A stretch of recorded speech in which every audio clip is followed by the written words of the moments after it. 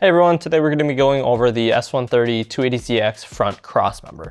Now today we're going to be having the Front Crossmember just with the L series engine mounts. We do offer different motor swaps. Right now we have the RB and the LS, and soon other motor swaps are going to be coming out. Now we're going to be going over what's included, the overall construction, our QC process, and base settings and color options that we have for this. So what's going to be included with the Front Crossmember? You're going to have the crossmember itself, a pair of L series engine mounts, the hardware packs for both the crossmember and the motor mounts, a pair of these bump steer spacer shims, and a pair of the rack clamps. We do offer the kit as both a manual steering or power steering option, so depending on which option you select, the rack clamps will differ. Now the construction of the crossmember is a fully steel construction design. It's tubular in the middle, which offers great weight reduction compared to the factory, yet being very robust and very rigid. Now something you'll notice is the bottom does have an integrated jack pad, which makes it very easy. This will be the source where the front of the car gets jacked up from. You have a pair of fully welded L series engine mounts, a pair of the billet aluminum rack clamps, and the bump steer spacers. Next, we're gonna go over the QC process. We did completely revamp the QC process very rigorously in early 2024. So the first thing that we're gonna do under the QC steps is gonna be our packing list accuracy. So we're gonna check to make sure all the items are there, whether it's a crossmember, rack clamps, steering spacers, hardware sheet, any item that goes with the order, we wanna make sure that it's there. The next part is gonna be the hardware sheet itself. So we're gonna take a look at the hardware sheet, making sure all the bolts, nuts, washers, components are there, nothing is missing. The next is gonna be the cosmetic threshold. We wanna make sure this powder coat and the billet aluminum is free from any major scratches, dents, chips, or gouges.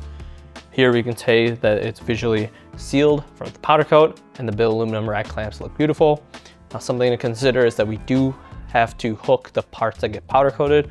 We try to run the smallest hooks that we can, seeing that some items might be heavier than others.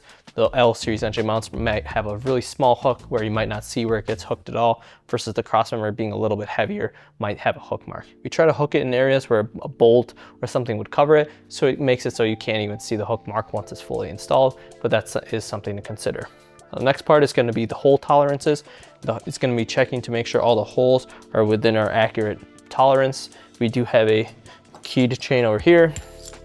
We check it against the factory bolts to make sure that they all fit, and make sure that through the bolts that we also supply to make sure those also fit as well. And finally, the next step of our QC process is going to be the roll center adjustment that is found on the crossmember. We want to make sure that there's no major BBs that are inside this adjustment, and make sure it's free and clear to allow for easily adjustability for the end user.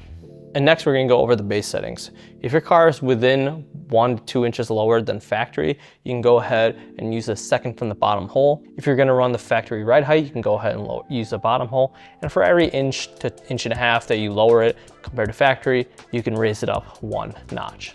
Now another thing to note is that if you're planning to run the factory front control arms, you might have to trim a part of the factory sheet metal. It's gonna be around the bushing of the factory front lower control arm, and that's in order for it to fully articulate. If you're planning to run our control arms or many of the different aftermarket options that are out there, you do not have to modify the control arms at all. And finally, we're gonna go over color options. This is a customer's custom wild lilac color choice that he picked. It's a very beautiful color, but if you want something different, you can go look at our video on colors over here. And if you want to see this install video, you can go take a look down there.